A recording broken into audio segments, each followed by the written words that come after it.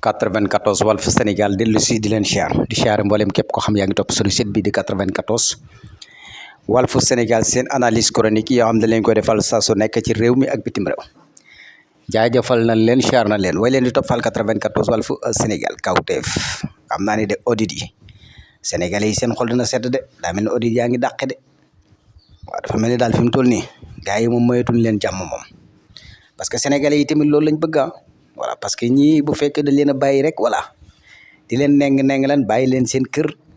voilà ñuy dem ak dikk day yomb daal ndax day xool maanaam c'est que maanaam ku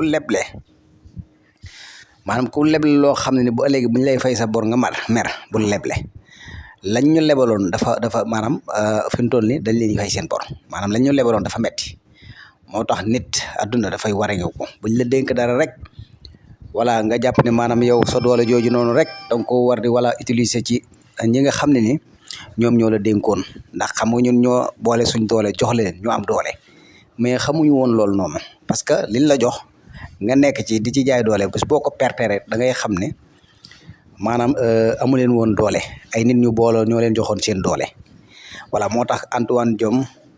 xam nga heure bi daaw yaa ngi dégg Antoine Diome fii bàyyi li fii te moom daanaka xam nga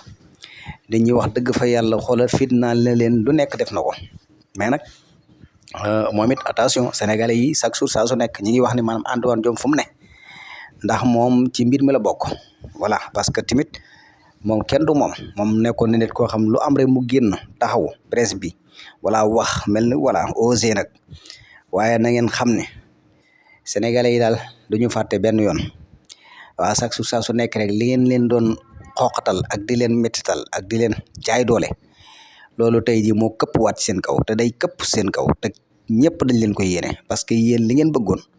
mooy diffuser woon sénégalais yi voilà xaajale leen jàpp leen di leen torturer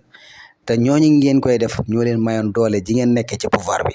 moo tax amu leen xel moo tax ku simu karawaat ak njàngum français yi nii taxul a amoonum xel taxut am xam-xam voilà xam-xam am na ñoo xam dañ koy judduwaale xam-xam am na ñoo xam ni dañuy jàng mais njàng ma doyut waaye ñii nag moom daanaka yaa ma gën a xam liñ fi nekkee woon moom du xam-xam waaw jàpp ay nit di tëj ak di dóor ak di torturer loolu du xam-xam te loolu lañ amoon nag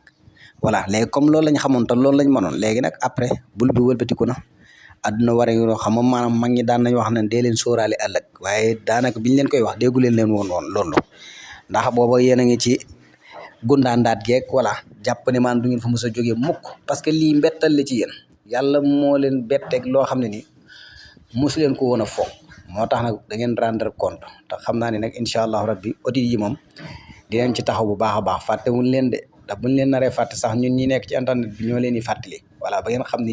yéen a fi defoon